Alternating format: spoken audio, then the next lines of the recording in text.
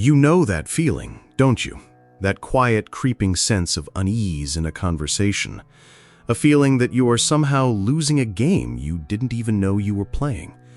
It's the feeling of walking on eggshells around someone, carefully measuring your words to avoid tripping an invisible wire that leads to their disapproval, their anger, or worse, their disappointment.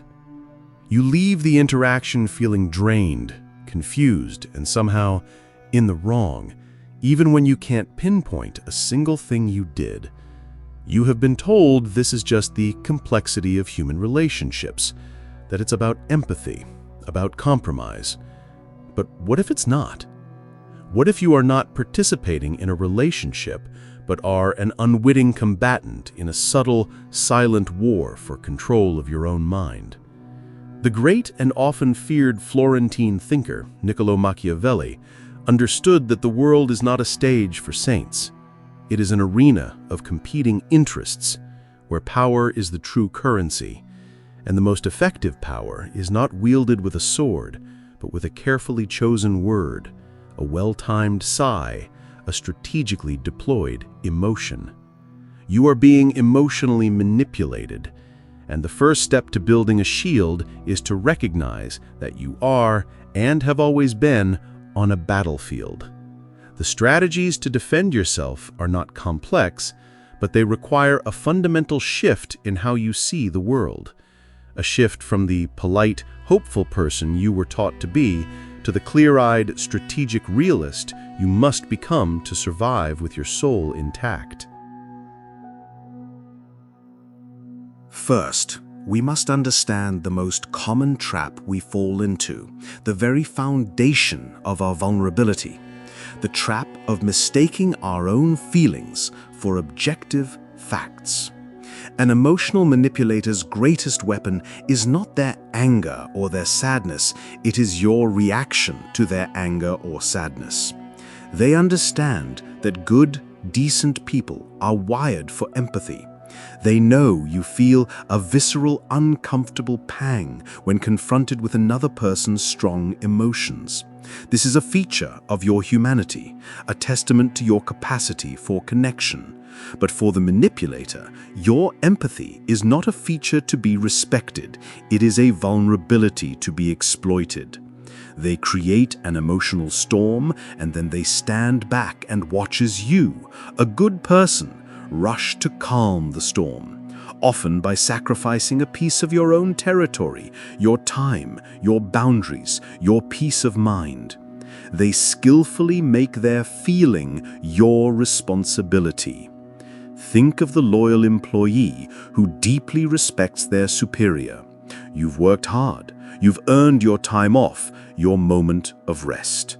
But when you state your intention to take what you are owed, you are met not with aggression, but with a far more potent weapon, a look of quiet, paternal disappointment. There is no command, only a heavy sigh and the subtle implication that your personal needs are a betrayal of a shared mission. In that moment, a powerful wave of guilt washes over you. Your desire for rest now feels like selfishness. Your well-deserved break now feels like disloyalty. This feeling is so strong, so convincing, that it begins to rewrite reality itself.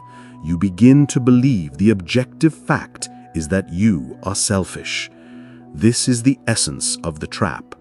The Machiavellian reality is that this performance of disappointment is a strategic tool deployed with precision to make you feel perpetually indebted and to ensure you think twice before ever prioritizing your own life again. The first shield, therefore, is the most crucial. You must build an impenetrable wall between feeling and fact. When confronted with an emotion designed to make you feel guilty, you must retreat to the fortress of your own mind and become an objective observer of your own feelings. You must learn to say to yourself, I am noticing a strong feeling of guilt.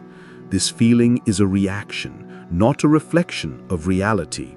Now, what are the objective facts? The facts are your earned rights, the agreements that were made, the boundaries that are fair. By observing your feeling of guilt instead of drowning in it, you separate yourself from the manipulator's storm.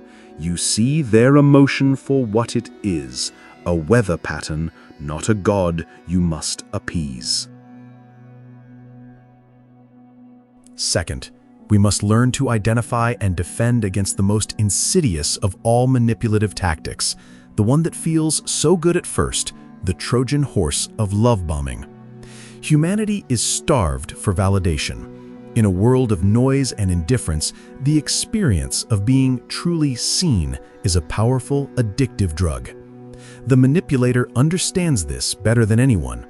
They begin not with demands, but with overwhelming adoration. Whether it's a new colleague, a new friend, or a new partner, they shower you with a level of praise and attention that is intoxicating. They mirror your deepest values. They champion your smallest accomplishments. They speak of a shared, glorious future with absolute certainty.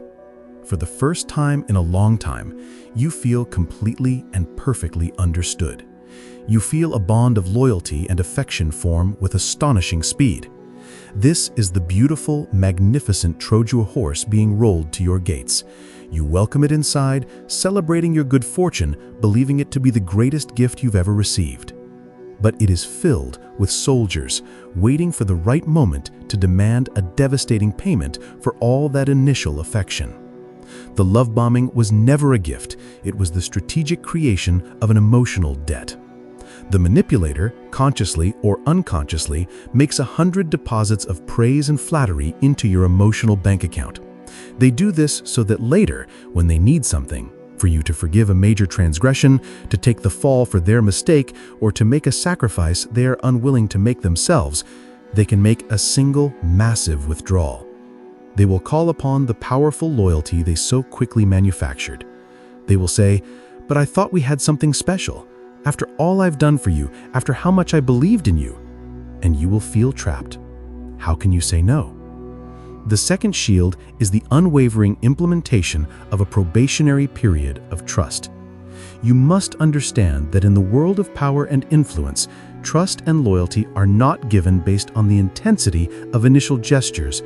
They are earned slowly, over time, through consistent, reliable actions.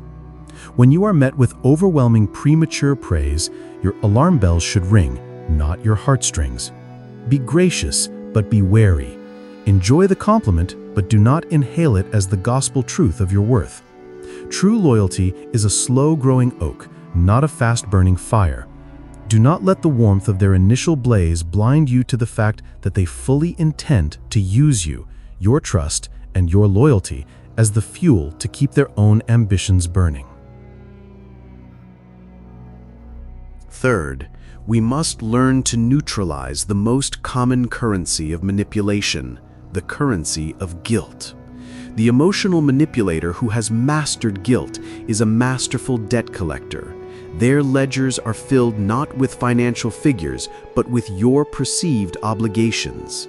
They are experts at framing their past actions, even basic acts of kindness, friendship, or parental duty, not as gifts given freely, a natural part of a healthy relationship, but as strategic investments for which they expect a return.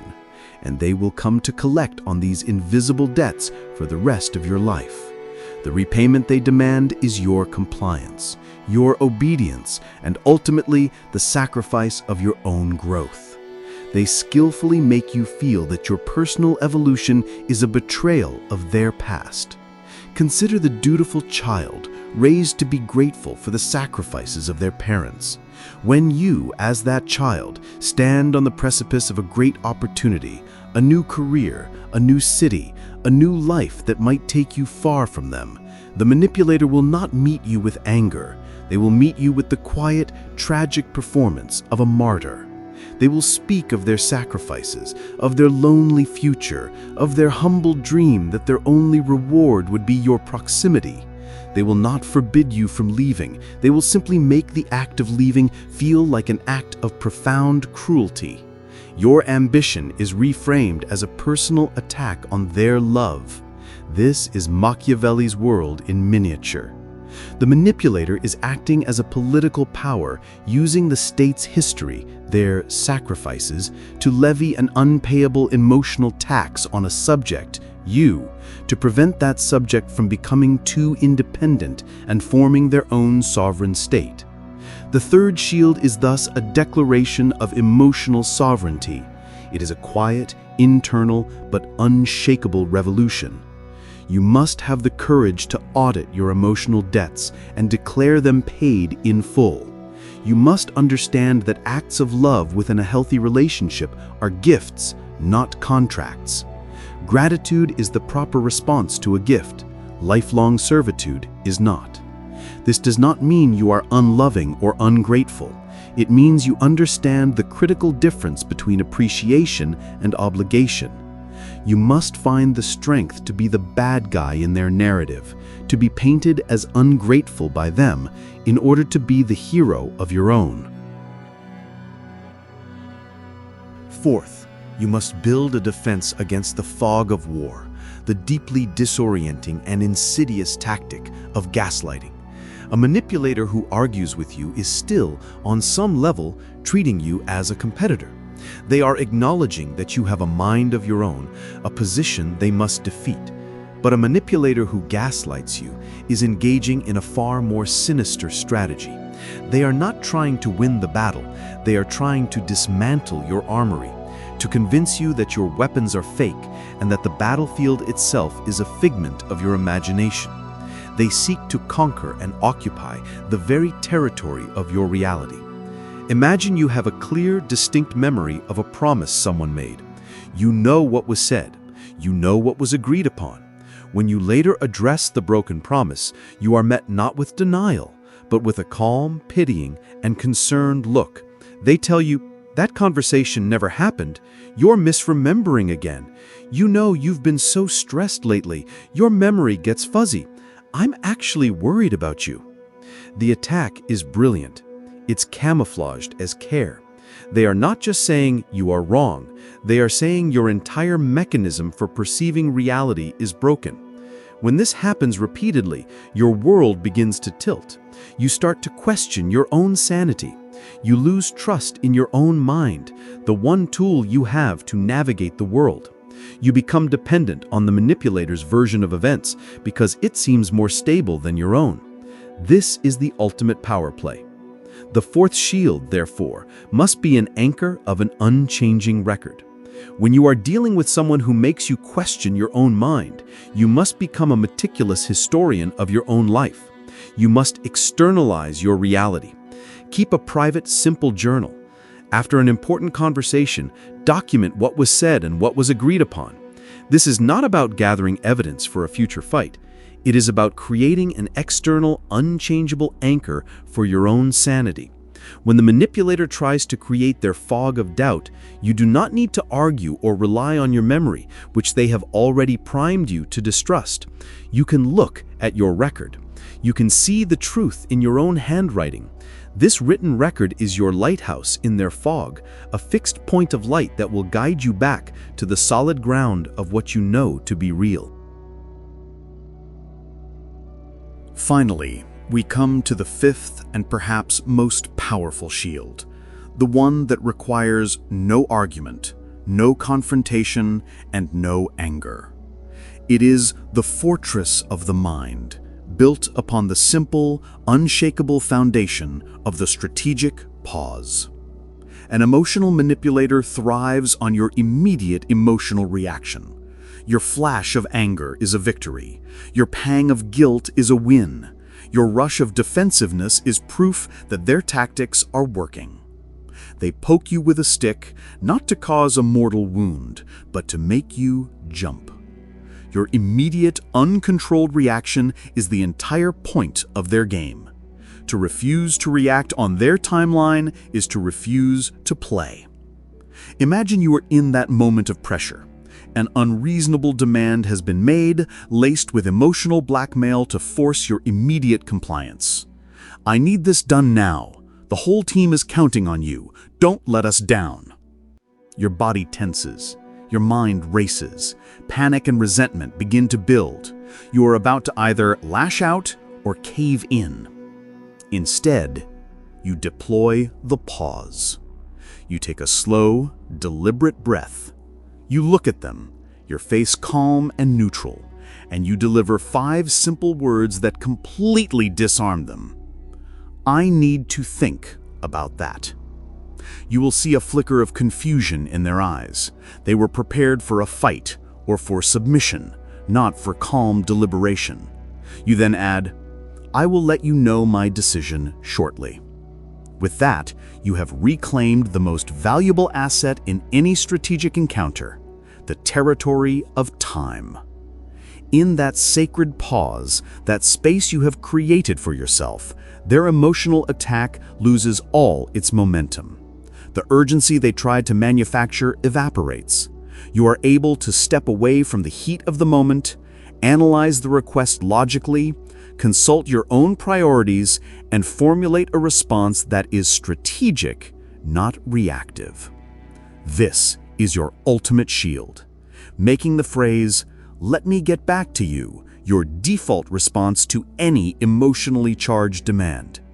It is a quiet declaration of sovereignty.